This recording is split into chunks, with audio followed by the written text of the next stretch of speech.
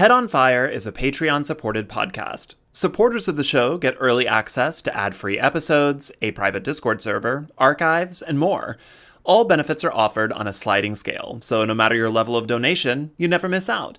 If you like this show, consider supporting it with $1 a month or whatever you can at patreon.com/headonfirepod.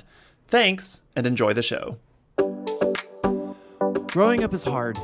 Growing up with any intersection of marginality makes it harder. Growing up in an exceedingly conservative religious household while trying to come to terms with your sexuality, your identity, well, that's hard in a way I relate to. What I don't relate to is having to suddenly find a way to do all of that while millions of people are watching me. David Archuleta began winning singing competitions while many of us were learning how to ride a bike. He won Star Search at the age of 12. When he was 16, he auditioned for a little show called American Idol. And by the time it was all over, he'd come in second, got a recording contract, and was whirled into a studio to create his debut album and smash single Crush at the age of 17. In the blink of an eye, he was suddenly in a cohort that featured the Jonas Brothers, Taylor Swift, Demi Lovato, and was duking it out in the charts with Rihanna for the #1 spot. However, among all of that, he was still trying to be a good Mormon boy, which meant desperately trying to suppress his burgeoning queer identity. Fresh off a number of TV spots, I sat down with David for a discussion about the perils of the spotlight when you're a child star, finding perspective when the eyes of the world are on you, falling in love with a career you might never have wanted for yourself, and the joy of finally living your truth.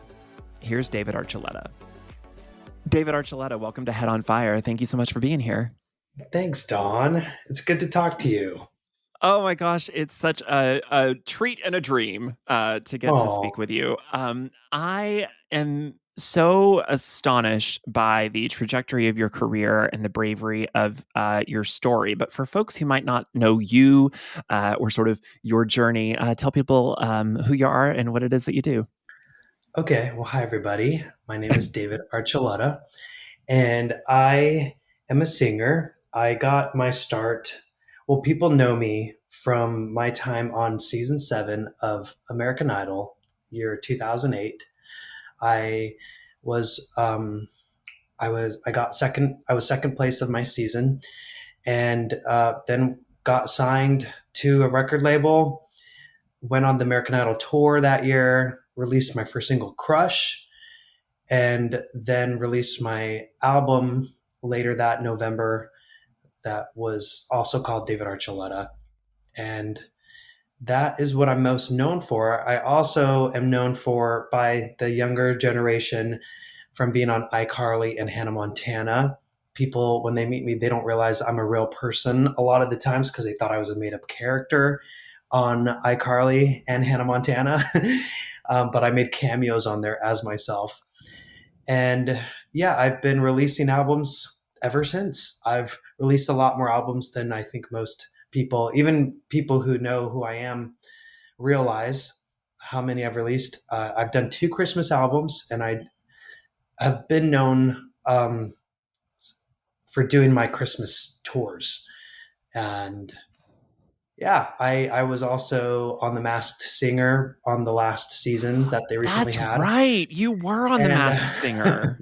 You kind of had like a little pop culture revival moment here in the last year from being on The Masked Singer, which the funny thing is, I forgot that was even a show. And then suddenly people were like, oh my God, David Archuleta is on this thing and he is absolutely killing it.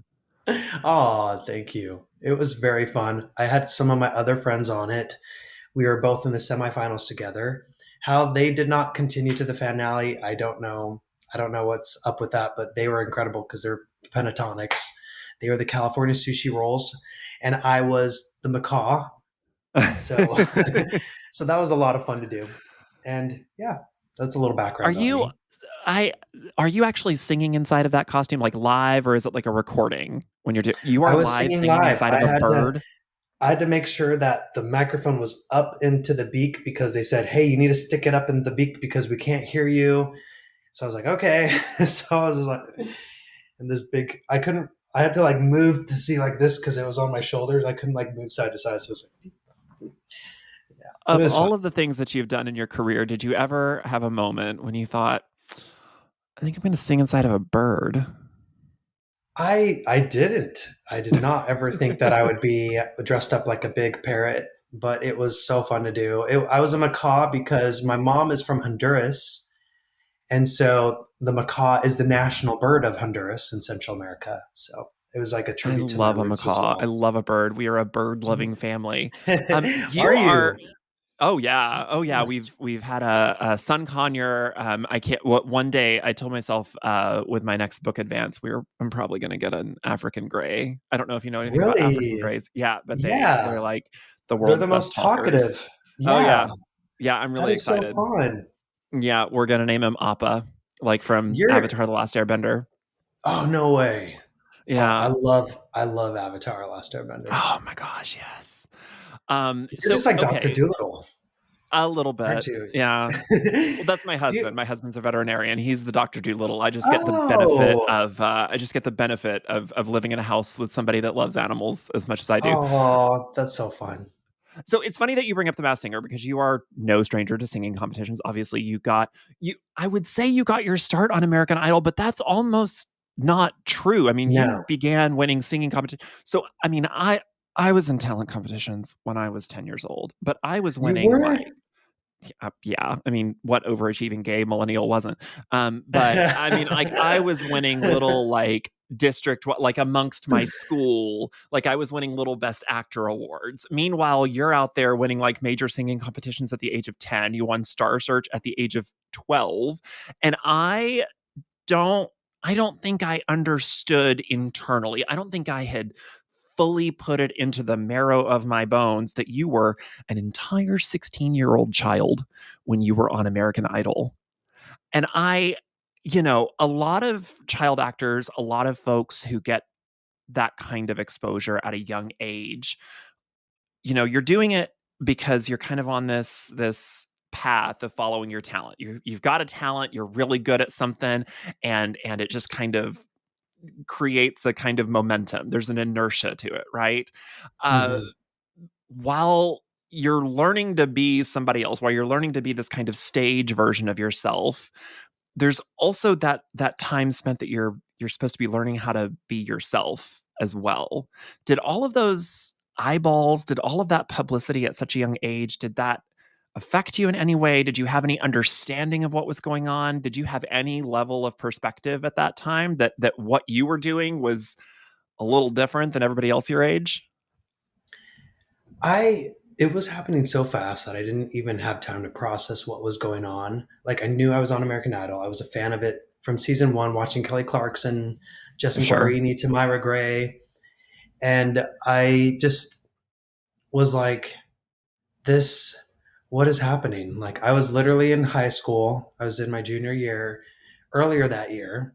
And then just a few months later, by May, I was known on this national television show. It was at the peak of its watching time, and especially with the writer's strike going on at the time, it was like there wasn't as much to choose from. So I think that's what made people hone in even more on the show.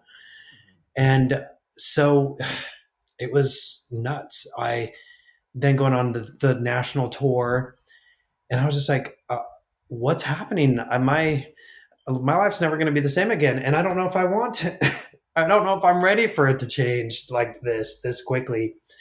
But I think when you're 16 years old, you're still like, I was kind of like, I was relieved because I was having to start working, and I was like, well, this is a way for me to make my living, which I didn't know how I was going to make at that time.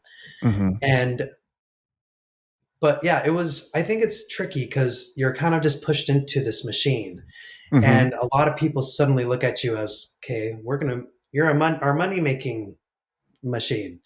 And I think a lot of young artists and entertainers fall into that trap where you're a child, but you're not fully protected from all these people who want to manipulate you however they want to get money out of you. And so, I was in the same time of Jonas Brothers, Demi Lovato, who I went on tour with actually, um, Mm-hmm. Selena Gomez, Justin Bieber. Miley Cyrus. So it was, we were all in that same time of like teeny boppers, musicians.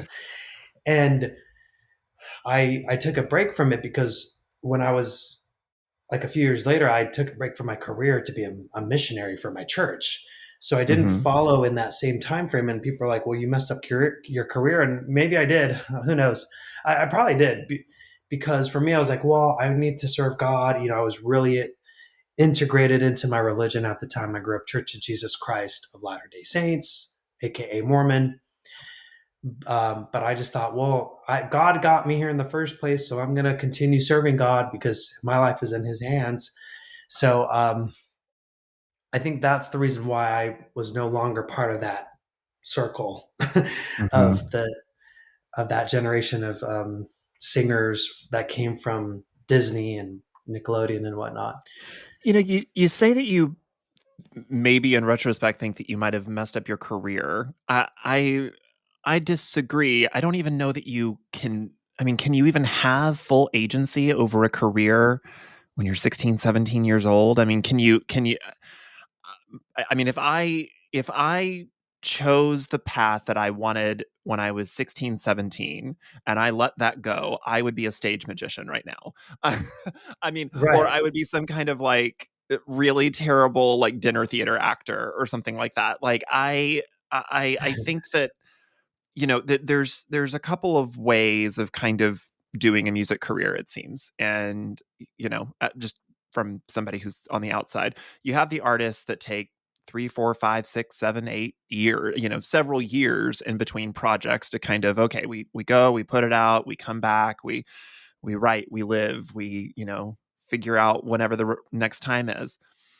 And the other way, like your uh, debut twin, Taylor Swift, is seemingly to put an album out at the speed that you can write it, like every year or so. And it seemed like, I mean, you want to talk about being in a machine. That's a machine. That those folks that are putting out that kind of regularity, that's a machine. When you began, your debut album came out in 2008. In the next 2 years, you released two more albums. You had three albums in like less than 3 years. Um, how much of that process do you feel like you had any ownership of? And did you have any opportunity to, did you have any opportunity to come up for air? And how did all of that help to frame that mission trip for you? Was that mission trip just like a sigh of relief almost to get out of that? It was actually because I didn't feel like I had control over my life. I didn't really have a say. American Idol, like I looked at it as I prayed about it, but my dad told me to pray about it. So I was just Mhm. really, it was, he wanted me to be a famous singer. He believed in my talent, which I'm grateful for because I didn't believe in it. But I felt like I was always living my life to make someone else happy. So I went on Mhm. American Idol to make my dad happy and my family, and continued with the record label. I tried to make the record label happy and my management, and still my parents and my dad mainly and my family. And then I had the fans. Like I had a new fan base that I was trying to, like, I don't know what they want me to be. I was just like, what I was trying my best to appease to them. And then when I went on my mission, it was like serving God, but in the way, um, it was kind of a way for me to appease to something that was for me and not everybody else. And I felt like I was able to discover my own voice to a certain extent on my mission, because it you have to talk to a bunch of people and connect with them, and yeah, you're trying to convince them on your religion, and but there are a lot of beautiful things to it, like serving them, and I got to sing for them all the time without them caring about my status of celebrity. Like I just was able to sing for them, and then they felt the emotion of the song, and I thought that was really nice. And then when I got back from my mission, I felt like it was, I served in Chile for 2 years in South America. And it was just a nice escape from the whole, like, look how awesome I am. I need to be important and famous and get people excited about me all the time. It was a nice break from that. So when I got back, I was like, do I want to keep singing? I needed to learn how to do it for myself. But at the same time, I was still, then when I got back from my mission, it was like, well, is the church going to be okay with what I'm doing? Is God okay with what I'm doing? So I was constantly like under that bubble. I was in the bubble of, well, I need to be church appropriate. I need to appease to my church leaders. Like I thought it was God, but it was really to the leaders of my church that I was trying to get approval from. Again, I'm like constantly fighting. Like I was always like trying to, you know, um, appease to whatever authority figure I had at the time. And now I'm in finally where I'm at now. Like I've had a faith transition because I came out as queer a couple years ago, and that is there isn't really a healthy space for queer people in a lot of religion, including the one I grew up in with Latter Day Saints, because they're like, well, no, like if you want to marry someone of your same sex, then we'll excommunicate you. So I was like, well, but with my own answers, with my relationship with God, like here I was, I tried to get married with three different girls at three different times of my life, thinking, oh, it's not working out because we didn't really get along, or oh, maybe I need to find the right girl. And then when I felt like I found the great, most ideal girl I could have found, and it still wasn't working out, I was like, I'm realizing I'm attracted to guys, and I've never given myself the chance to understand that part of me, and I've always hated that part of me, and I thought that by marrying a girl that it would get rid of my feelings for guys. And when I was each time that I was engaged to a girl and realized those feelings are as alive and well as ever, I was like, I'm a failure. I messed up. So there I was praying to God, saying, please change me, please change me. I'd spent like 15 years of my life doing that, and it never worked. But I thought I'm just going to go for one more last hurrah and spend a couple months doing that in my last engagement to a girl. And I was just like, God's not answering me. He must hate me because of the way I am. And I was just like, I don't have his approval. Like, again, I was constantly seeking that approval. And I got to a point where I was just like, well, I think if I'm going to be this way anyway, and eventually probably going to give into those feelings, it's probably better for me to just cut my life short and end it, Mm-hmm. rather than accept that this could be my fate of just being gay or being bi, whatever I might be. Just the fact that I liked guys is not okay. So I was like, if I can't get rid of it, I want my soul to be protected. I don't want it to Mm-hmm. stain it by falling in love potentially with a guy. So I prayed one last time, and I was like, God, if you're really there, please just change me, because I'm so tired of this. And God just said, from what I understood of God, because now I look at it as it, God was taught to me to be something very specific. Like Mm-hmm. God is a white bearded man, Mm-hmm. and with Mormons, it's like God is married to a woman. So to become like God, I needed to marry a woman if I'm a boy, and create offspring. But then in that prayer with God, God responded to me saying, like, David, you need to stop asking me this. You've been asking me this for over half of your life now, and you can see it's not going to change because I don't intend for it to change. And you need to understand what you need to understand that. I don't see you the same way you see yourself. I don't see you the same way a lot of well-meaning religious people see it. They think they are following me, but they're not. And I was just like, what? I'm like, I don't want to make a mistake. And then I felt God say, like, well, then perhaps you need to do what you think are mistakes. Because you're allowed, David, you're allowed to make mistakes. I give you permission to do so. It's okay. That's how you learn. And as you do that, you'll realize what you thought were mistakes actually aren't.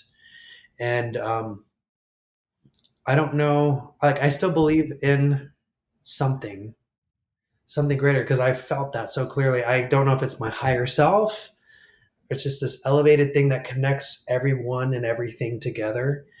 But I just don't believe it's the what in my Christian background and religion teaching me that God is homophobic or is disapproving of gay people, LGBT plus people, because they're not human. Because that's not what God told me.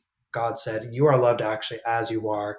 I create you, even though people don't understand things that are different. People don't like things that are different a lot of times, and they can be afraid of it. It causes fear mongering. Like you see it with different, like if someone looks different from you, like you don't understand it, you're afraid of it. If someone speaks a different language from you, it's like, I don't understand this. So if I wish people had more compassion and realize just because religious people, I wish if there's something that you could take time to think of, it's like just because this is not the standard way, the normal, what the general population experiences, it doesn't mean it's evil. Just because someone is born with alopecia and is missing hair does not make them less of a person. But like realize, acknowledge that if someone is in a wheelchair or something, it's like, well, that's different. Or if someone with dark skin is in like a mainly white population, all the kids are like, what? Like what? Why does that person have different skin than I do? And they're kind of uncomfortable because they're not familiar with it. But just because it makes you uncomfortable does not make it a sign from God that it is evil. Mm-hmm. And there's a lot of fear mongering with people saying, oh, we'll protect our children. LGBT communities always aiming for our kids and trying to groom them. And it's like, no, they're not. Gay people, bi people, queer people, they just want to connect with whatever their identity is. Sorry. They, for the most part, we want to just love another consenting adult who happens to be the same sex as we are. We want to go to the movies with them, go have lunch together, share our goals and dreams together, see how we can help each other grow and reach those goals. And yes, even start families. But where this grooming children thing, I don't understand it because heterosexual people groom children a lot. Like in my own family, Yeah. it wasn't the gay people. It wasn't my gay cousin who was grooming the kids. It was one of the heterosexual males who was grooming the girls and abusing them. But for some reason, people still, it's like, but like everyone, especially in Hispanic culture, they like let the abusive uncles and grandpas and dads slide because we've got to protect the man, the macho man. And yet the gay ones are the ones that are grooming the children when they're not.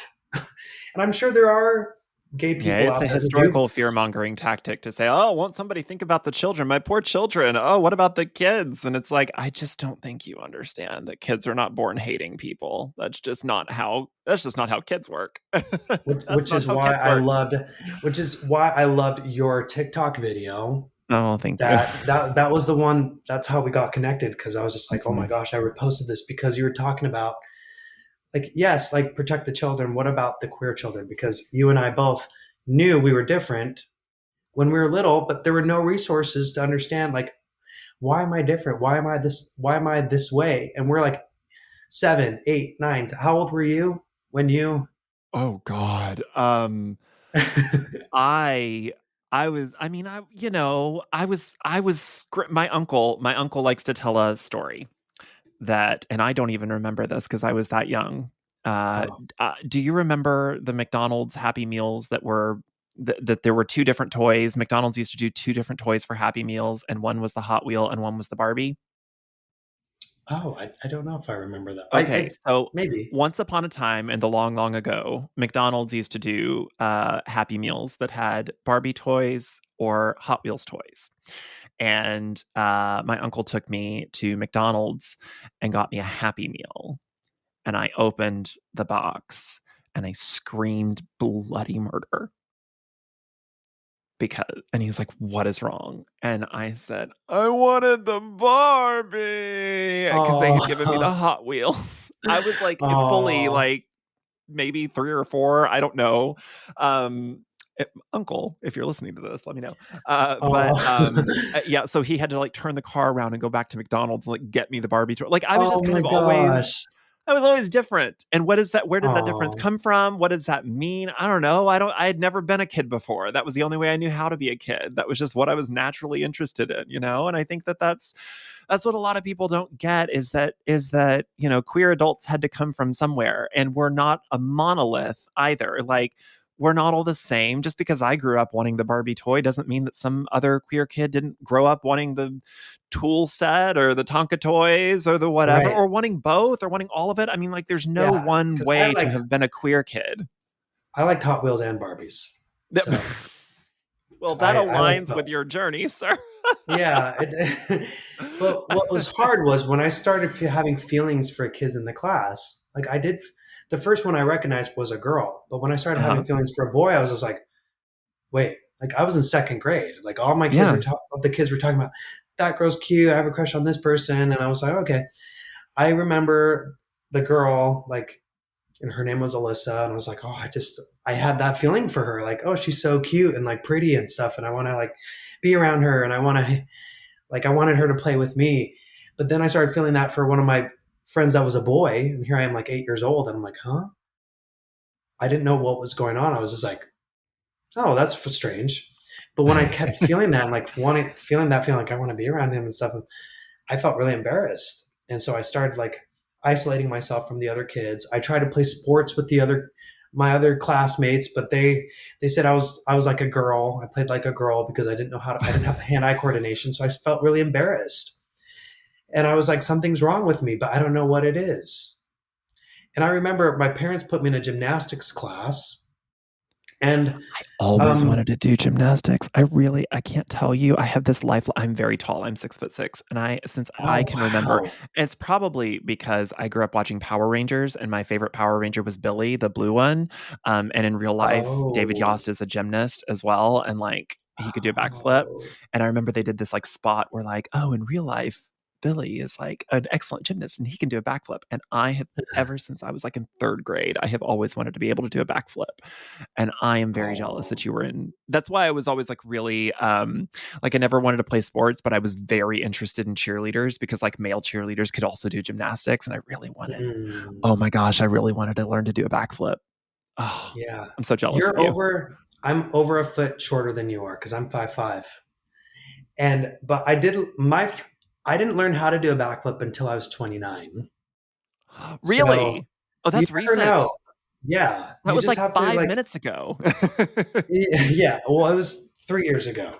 So yeah, I learned during COVID because one of my friends, when I was one of the Are there girls I was trying to videos? get to Have you know. posted videos? Yeah, I posted a video I'm on my gonna need to Instagram. go back and Well, find. I'm gonna need to go back and find David Archuleta Archer doing Flippa. doing some flipping. It was just like one, like just a backflip, like boom. Like I just one I recorded. I cleaned out my Can you do the Instagram back feed tuck though. without the hands? Can you do the back tuck? I don't think so. I don't Okay. I use my hands. Yeah.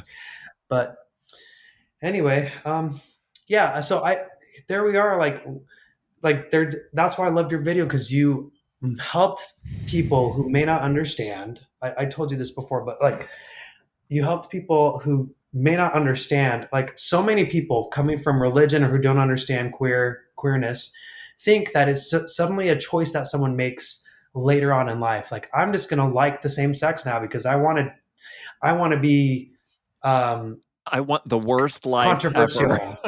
I want to be controversial and be the oddball. It's like no, like this is we were kids when we started experiencing these feelings and we were never able to get rid of them no matter how much many of us tried. It's Mhm. just so for you to be able to explain your journey and tell the story in a way that anyone could understand, whether you're religious, conservative, or queer, it was something that made sense. Like you could listen and be like, oh, that makes sense. Like I never thought of it that way because all you hear is the protect our children narrative. And I Mhm. love that you took it head on in such um, just like a non-confrontational way. It wasn't like, well, you suck and blah blah blah. A lot of times we get in just like a you're the bad guy. No, you're the bad guy. You're terrible. No, you're terrible. You're able to be like, I want you to see it in the way that I experience it. Kind of, like you brought them to the table and in a non-threatening, de-escalating type of way. And I just loved it so much because it was so heart-wrenching as well to hear the struggle of not understanding yourself, getting bullied, and you trying to fit in, trying not to be queer or gay. Oh, But yeah. people see that you are different and they call you a girl and they call you all, all the names and stuff. And I related to it so much because I got called a girl a lot of times too, just because I wasn't masculine enough, even when I was trying to be. Like they still call you a girl. So it's like, help, yes, teach your children to be nice, to be respectful, because there are going to be kids who are different. And so And I, that's what I think again, a lot thank you of for your, people, well, that's really kind of you, but that's what I think a lot of people don't realize. And the reason that I approach some of the ways that I make the content that I do, um, telling my own journey or relaying information in the way that it is, there's this concept. If you ever take a sociology 101 class, there's in-group, out-group dynamics. And the reason why there's a lot of division and fear of the other is that people have an in group, and everybody's first in group is like their immediate family. And those are the people that you end up trusting the most. And when you're in an in group, you tend to believe implicitly in the goodness of the people that are in your in group, and you trust those people, and you're more willing to believe that they did right, and people from an out group did wrong. And as you grow up and you meet more kinds of people and you spend more time with those kinds of people and you learn their stories and you learn about their families and you learn, about their similarities and differences, slowly people from that out group become part of your in group. And so your circle expands and it gets a little bit bigger and a little bit bigger. And people who are in that in group, you tend to believe better of. You tend to believe, well, they're like me. And, if I were in your position and I were put in front of that, tough situation, and you did the best you could in that tough situation, you tend to believe better of them. You tend to believe they're more honest and trustworthy. You tend to be more forgiving when they make mistakes. You tend to believe in them whenever they, are trying for something. That you see them as you. And so the way that I try to tell my story is to say, listen, we are not as, we are different. We are very different in a lot of ways, but we are still the same in that we were both at one point just kids trying to be kids. And the only way that either of us knew how. And the reason why so many queer kids, kids of color, disabled kids, anybody that experiences intersections of marginality, anytime those kids aren't allowed the same grace to be kids, to figure out how to be a kid because they just have to be the thing everybody talks about instead of just getting to be a kid, it's a lot harder for them. You talk a lot in your story about ownership, that you didn't have a lot of ownership over your voice. I mean, like literally your voice, like your actual voice, your instrument.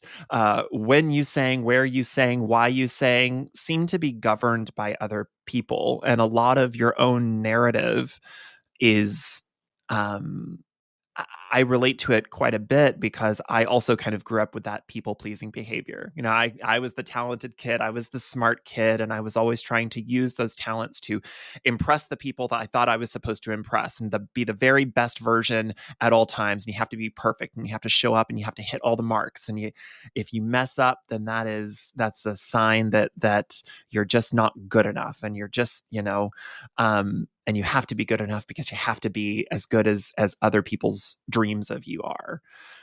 And I wonder, when did you start finding ownership again of your voice, of your talent, of your story, of yourself? Because you touched earlier on the fact that you were in such a dark place that you considered ending your life, and I have been there. hmm, And I don't think people realize, if they've never been in that spot, that is, for a lot of people, the first time they ever felt a sense of ownership, hmm, in that I could own the decision. I can't control a lot of things. I don't have a lot of control in this life, and there's a lot of things that seem to be outside of my control, including my own intrinsic identity, which seems to be a horrible thing, apparently. Mm. But I could own the choice to end that life. That could be the first time I truly feel like I have agency. Or I could choose to live, and that is also maybe the first time I have agency. I feel like I have ownership. When was that moment for you? When was the first time that you made that first choice for yourself and that you began to govern and have your own agency? Um, I feel like it wasn't necessarily just one moment for me. Like going Mm, on a mission while I was still appealing to one person, I was able to break myself away from my former captor, in a sense, like my dad or my record label and such. Then when I got back from my mission, I started going to therapy. yay, And therapy. yes, a therapy has been a huge part of learning what my voice is, because they would try to separate me from the voices that were planted into my head that weren't my voice.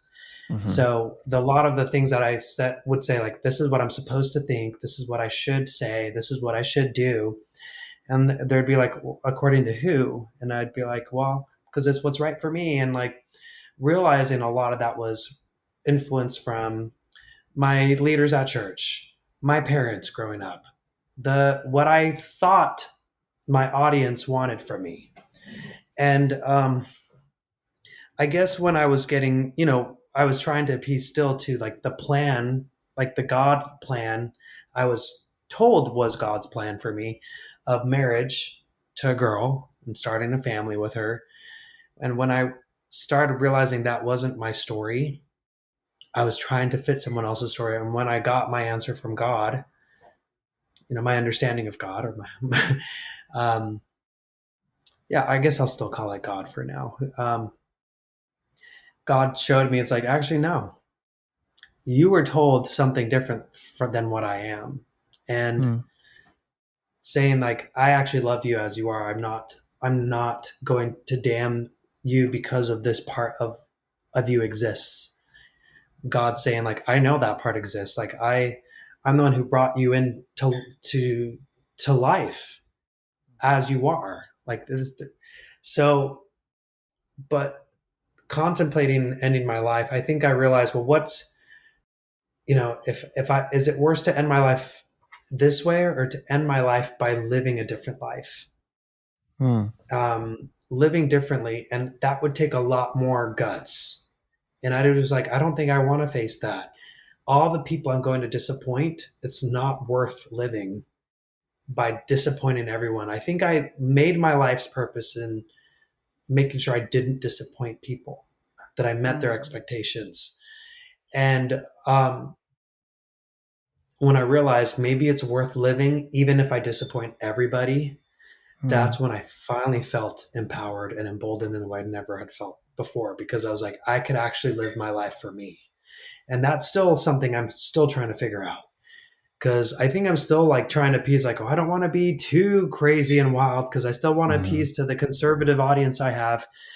Um, but like, and also it's like, well, am I queer enough for my new queer audience that is trying to like be excited and cheer me on? It's like you still like have that in your head where it's like, I want to But I appease to mean, everybody. you've been trying to figure this out for a really long time, and you only just did. And like you've only just now given yourself this little pocket, this little bubble of time to be out and to start making decisions for yourself, to figure out what makes you happy and to figure out what decisions you want to make and how much of that you want to share with people, and realizing that you kind of have that choice to share and not share, but that none of it is a lie, and that people can meet you on your terms. So I mean, listen, just as a fan and as somebody that has been on a similar journey, I mean, uh, not I've never competed with Rihanna for the number one spot on a chart. No. I'm not saying we have journeys like that, but I'm just saying like similar personal journeys.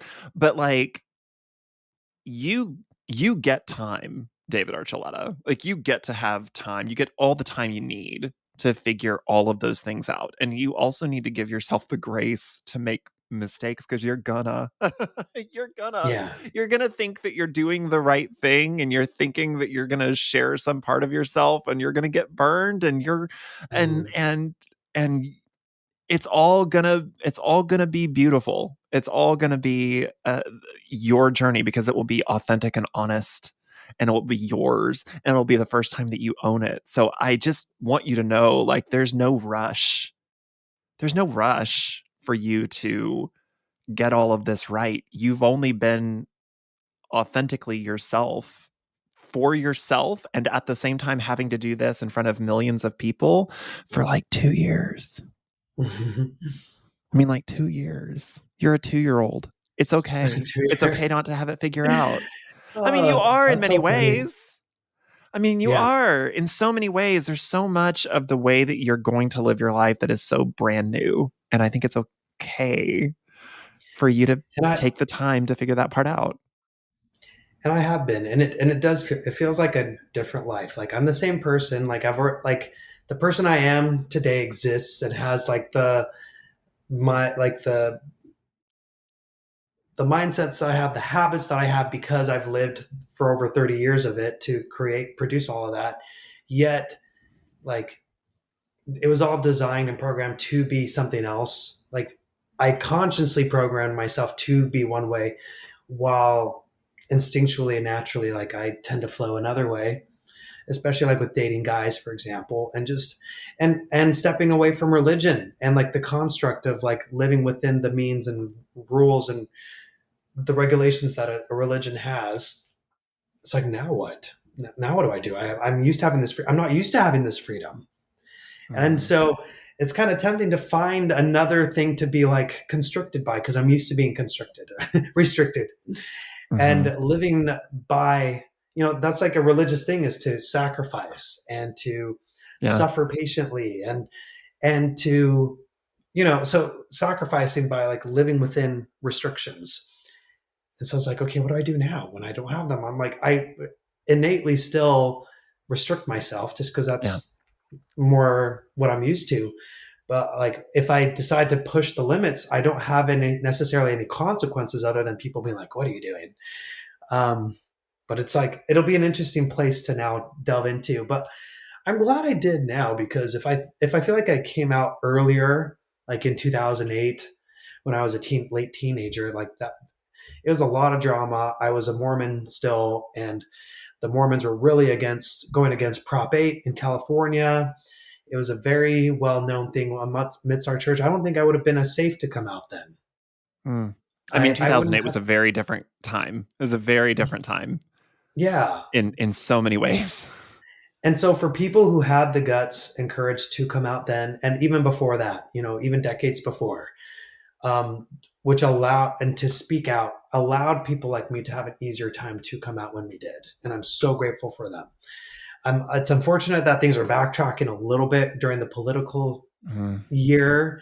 It usually gets more dramatic during political, before the elections. Um, but that's, I'm glad I came out when I did, because my family, I learned how to express myself, something I didn't Mm. know when I was 18, 17, 20, even 20, 21.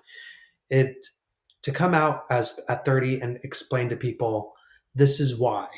And to even have that time, it's like I spent 15 years trying to make something else work, and that wasn't working for me. It allowed people to listen to my story more and have more compassion for the queer gay experience. And I'm so glad for that. So I wouldn't change the delay in age. I've met people who've come out when they were 40, 50, Sure. 60, 70, even 80 years old. And, they had kids, they had grandkids, and they, um, to hear their stories of coming out, like, I'm like, wow. And for them to say, like, they're like, I wonder on all the life I missed. And I'm like, okay, I've wondered that. Like, okay, I wonder what I missed during like my teenage years of being like a young, excited person to meet people. Well, I'm like, you know what? I'm thankful that I have the life I have to live still, looking forward. I feel like I'm young enough to still be like, oh, I can still, it's like I'm reliving my teenage years because I didn't really get to live them. I was very restricted with everything. And now I'm like, okay, I'm free. Now what? What is that like to get to reintroduce yourself to people who have known you your entire life, close friends, family? What is it like to get to kind of reorient those relationships on your own terms? Oh gosh, it was scary at first. Like I think that also helped coming out publicly and Mm-hmm. being a public figure, because even my friends who I don't see all the time saw that post and talked about it. And if they didn't see it, someone told them about it. So it was a nice, like, clean swoop so that everyone I knew pretty much found out.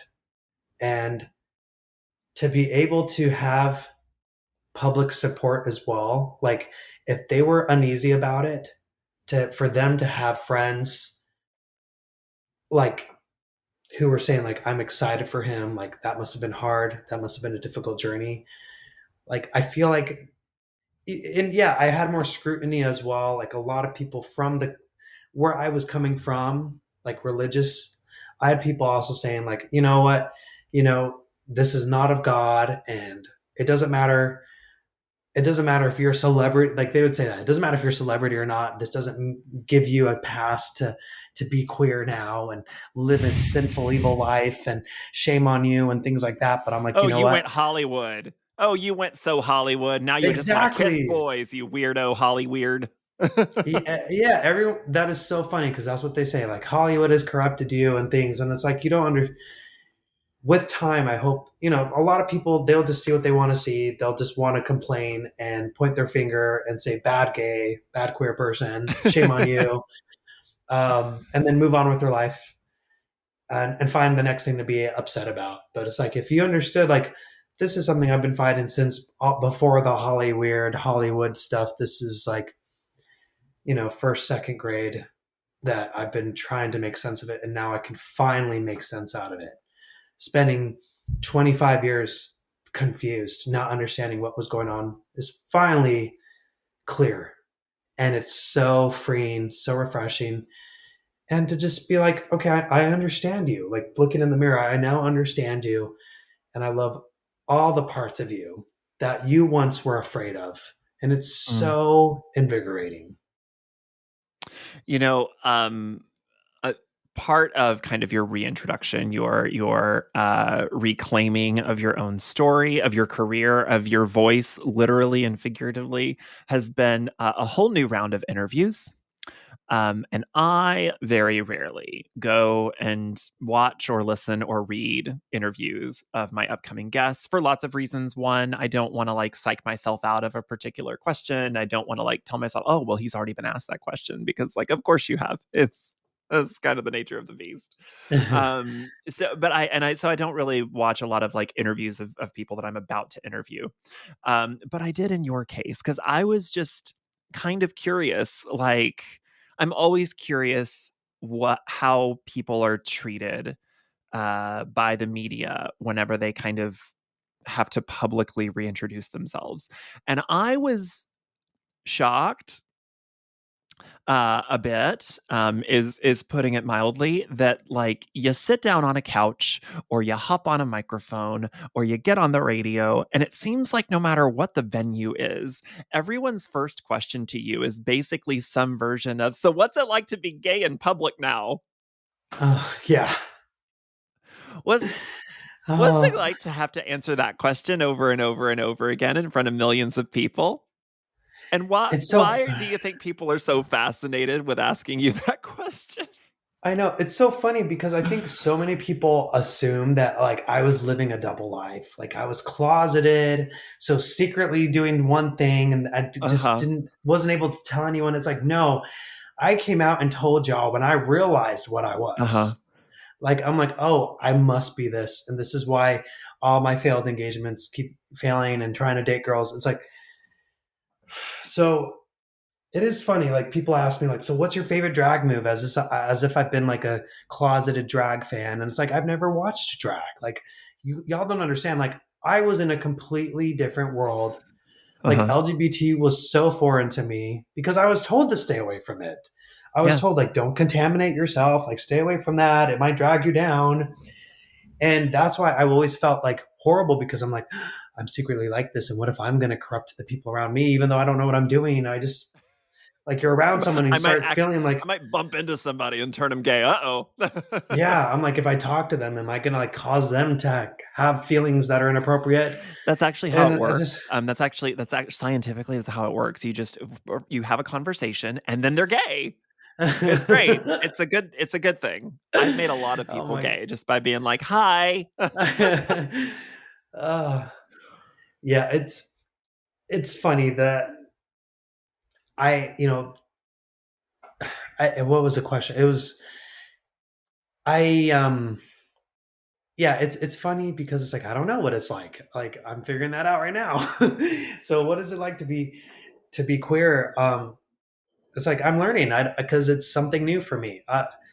It feels pretty much the same, other than like instead of trying to date a girl, I'm just dating a guy. You know, that's really the difference. And because of that, like yeah, I've let go of my religious beliefs, and in the process of like saying like, wait a minute, this doesn't make sense because God does not look at it the same way I was told he's God sees it. Like I call it he, but I don't know if it's even God's a he because I question everything because when people said God's against LGBT anything, and it's like, wait a second, like my relationship with God and like the revelation I received is that's not the case. So I'm like, Mhm. well, what else did you tell me wrong about God? Um, so anyway, But it's there has to be a push and pull of, you know, y- you've always been a singer and you do want to continue to have a professional singing career. mhm. And it has to be that there has to be some kind of internal push and pull of, well, these other singers aren't straight singers, they're just singers, but for some reason now I have to be the queer singer. Yeah, Like that's the like codifier now. it's like suddenly I'm like the queer casted person in this or that or like, Mhm. and it's like I don't want to try to meet what is that word? I meet someone's like they have to meet Stereotype? their stereotype. That's not the word. It's like they have to like get their casting call. Like they have to have something of each thing. Oh, yeah, yeah, yeah, their Meet diversity quota. their quota. Thank you. Yeah. They have to meet their quota now with having me involved and stuff. And I'm just like, I don't know. I'm glad that they're including me and it allows me to tell my story, right? But it's like that's not all I am. It's not like I'm Yeah. suddenly now this gay. It's Mhm. like I don't even know how to be gay. Like I don't honestly. I thought it was just allowing yourself to love someone, but now everyone's saying, well, you may not be into drag now, but we'll make you because you're to be a proper gay. And it's like, what is a proper gay? Mhm. Like I thought you just can be yourself. I thought it was about freely being who you are and figuring that out, not having to fit another And box. I I was think like, I already, allowing people to go on their own journey and figuring out their own comfort level and their own likes and dislikes and tastes and stuff like that. And that can change and that can evolve and it can devolve and it can do all sorts of things because it's your journey. It's not anybody else's. yeah, I still like to play board games and video games with my straight friends. So it's like, and then What because when kind of I, what I'm sorry, what kind of board games do you like to play? Do you like to play Clue? And if you like to play Clue, which is your favorite character? This is now the most important thing to me. you know, I'm, I haven't played Clue in a while, What kind of board so games I'm do you play, sorry. David Archuleta? Okay, last night we played Dixit. I'm Have sorry, you a played what? Dixit?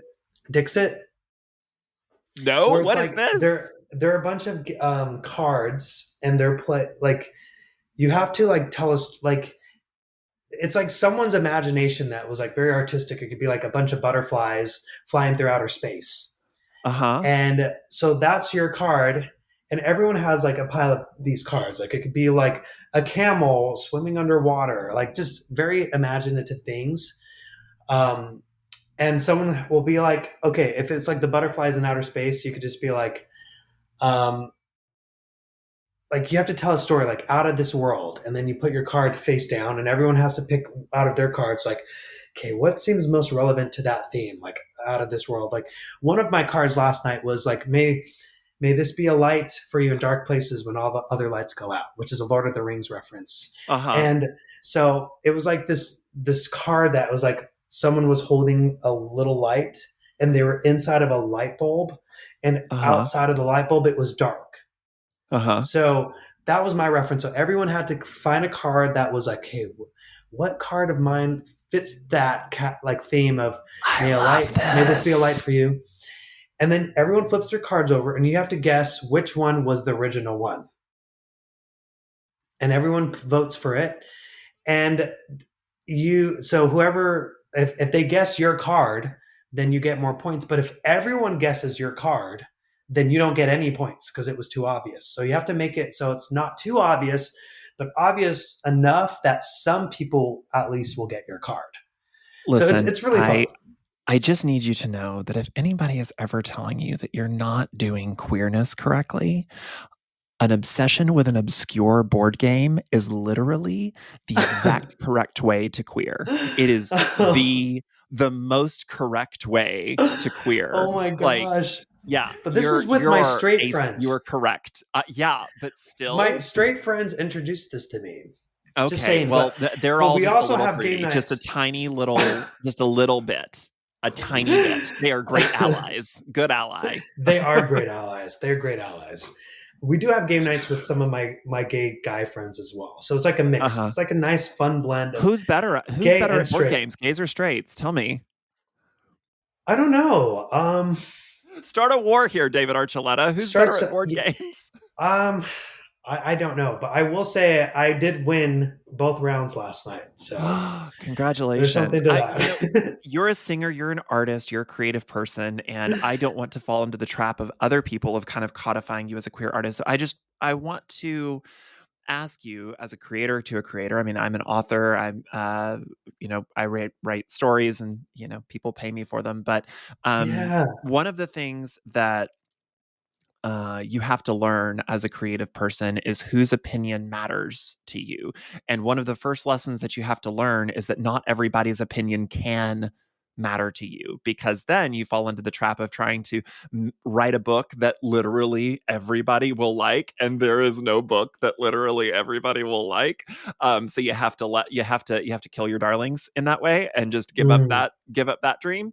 How did you find a way in your own creative process to figure out whose voice mattered to you and how to only listen to those and protect your creative peace? Really, I think I just get my like small inner community. Excuse me, my small inner community. So like friends, my family, people that I work with that I trust, and just try to get their ideas. And I'm like, what do you think of this? And they know me. They usually know what I'm trying to accomplish. So that's usually what I do so that way I'm like getting positive feedback. So because I'm very indecisive as well. So I think that's why I've always latched on to some kind of authority figure to follow. But I'm learning how to just say like, I like this, so I'm going to do this. That is very difficult for me because I'm so used to being like, but it's not, religion teaches you it's not about what you want. It's about what God wants. Mm-hmm. But then what's tricky about that, it's not really what God wants. It's what the churchgoers actually want. And a lot of times they're ignoring what God wants. That's another story. But so I've just learned like, you know what? Me and my higher self, what do I want? So I'm releasing songs that are celebrating my queerness, like coming out. And I'm going to have a dance floor song, like a song that will make people dance. One coming out this week right here. I do. Yeah.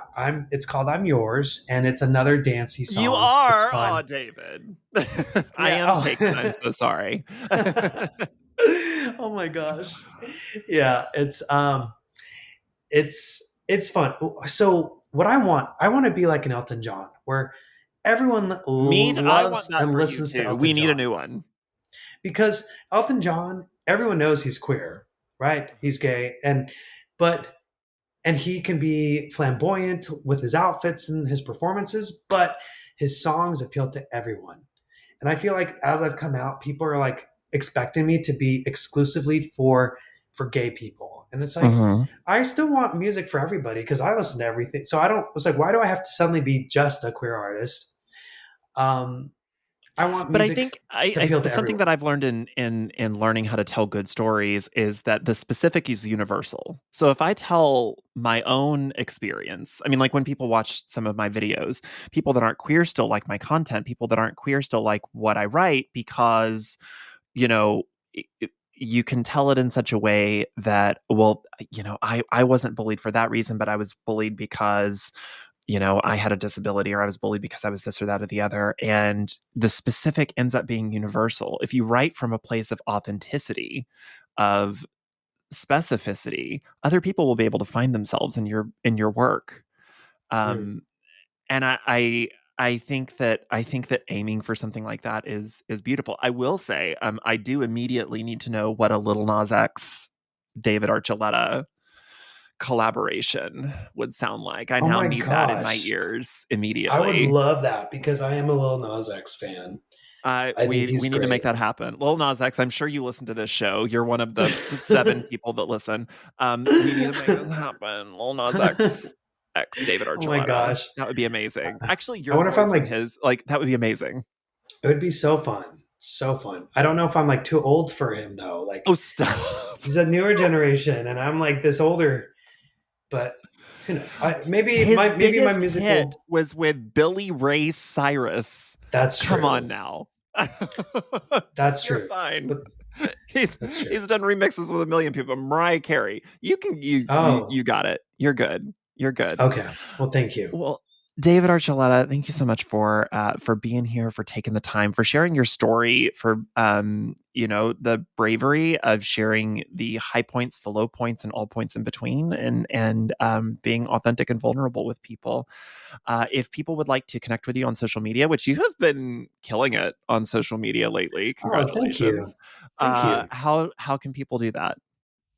Well, they can follow me on Instagram or Twitter on David Archie, Archie, or they can go to davidarchuleta.com and yeah, or David Archuleta on Facebook. So, oh, and He's also wait, did I on say TikTok? TikTok. He's Yeah, I also was on just. TikTok, and and folks, he does push-up competitions on TikTok. He does TikTok dances. I do. He does workout videos. So I'm just saying, if you would like to get the full sweaty David Oh my Archuleta gosh. experience, that is Oh the way to goodness. do it. Enjoy, get your life, get your David Arch adorable. Um, David Archuleta, thank you so much for being here. This has been a Thank you, pleasure, a Don. treat, and a dream. Happy Pride. Thank you, Don. Happy Pride to you as well. And that is going to do it here for this episode of Head on Fire. My thanks, as always, to my guest, David Archuleta, whose new single, I'm Yours, comes out this Friday. If you like this show and you want to support it, there are a number of ways to help. Consider sharing it with your friends on social media. You could also like or rate the show 5 stars on Apple Podcasts or Spotify. And since you're already there, go ahead and just leave a review. Reviews help recommend the show to other listeners like you. If you don't like the ads at the beginning and end of each episode, consider joining my Patreon on a monthly basis. Patrons receive additional audio and video content, as well as archived episodes, a private Discord server, and little freebies along the way. Earlier this month, they got a free book from me. You can sign up at patreon.com/headonfirepod. Or if you'd like to connect with me on social media, I am at Head on Fire Pod everywhere. That's TikTok and Instagram and Twitter and Blue Sky now, which is a thing. I don't know. There's seems to be a new social media popping up every few weeks, and I go and I claim the little @ before somebody else can. So that's find me wherever. Connect with me wherever you would like. Thank you all so much for tuning in. Thank you all so much for streaming the show, and thank you all so much for your support. It's been kind of a wild ride this year, so thank you all for joining me on it. I'm gonna go, but I hope that as June closes out, I hope that you all had a happy and safe Pride, and I hope that you all are treating each other well. Thank you so much for tuning in and downloading. I will see you next time. Be well.